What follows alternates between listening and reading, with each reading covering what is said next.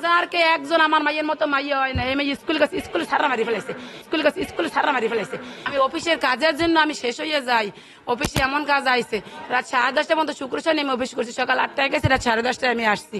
আমার মাইয়ের লোক আমার কোনো তর্ক বিতর্ক ভালো মন্দ কি জানে, আমার লক্ষ্মী মেয়ে সোনার মাইয়া, এই মেয়ে আমার স্কুল কাছে ভালো মাইয়া খাইয়া কই গেছে, বাবা বৃষ্টি শুরু হয়েছে, বাবা সাথী কেনা লাগবে, কয় মা তুই আসবে রিক্সা ভাড়া দিয়ে দি, তুই রিক্সায় যা।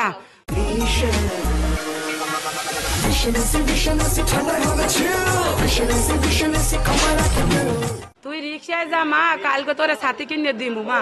আচ্ছা বাবা কাল সাথী কিনে দিও মা।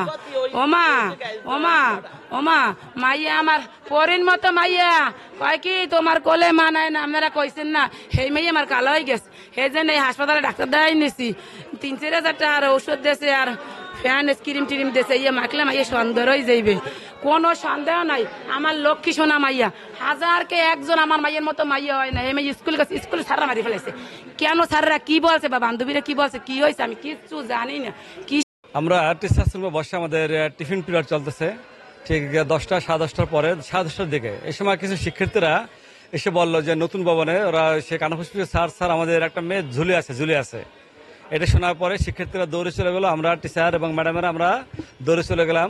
আমাদের ম্যাডাম এবং আরো 2-3 স্যার তারা দড়িটা কেটে মেয়েটাকে নামানোর পরে আমরা হাসপাতালে নেওয়ার ব্যবস্থা করা হলো। সেখানে যাওয়ার পরে আমরা জানতে পারলাম মেয়েটা মারা গেছে। আমি শুনলাম যে মেয়ে মারা গেল, কিভাবে মারা গেল কেমন করে, আমি দৌড়িয়ে আসলাম, আসে শুনলাম যে এই ঘটনা ক্লাস 9-এর একটা মেয়ে নাকি আত্মহত্যা করছে।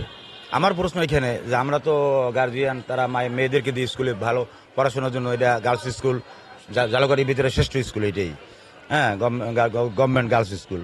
সেখানে যদি এই ধরনের কোনো নিরাপত্তা না থাকে, একটা মেয়ে আত্মহত্যা করলো ক্লাসে বসিয়া রশি ঝুলাইয়া, তার স্যারটার বা যা ছিল কর্তৃপক্ষ তারা কি করলো, এবং একটা সিসি ক্যামেরা যদি থাকতো তাহলে তো দেখতে পারতো এই ক্লাসে কি হইতেছে। তাদের বাইরে দেখার দরকার নাই, ভিতরের জন্য তাদের সেফের জন্য তো দেখতে পারতো। একটা সিসি ক্যামেরা দিলে এখানে একটা কি হইতেছে, হ্যাঁ, বা ওই মেয়েটা কেমন করে মারা গেল, কোথায় দড়ি পাইলো, কি করলো, সবই জানা যাইতো। আমার আপত্তি এখানে যেটা কঠিনভাবে ব্যবস্থা নেওয়া হোক।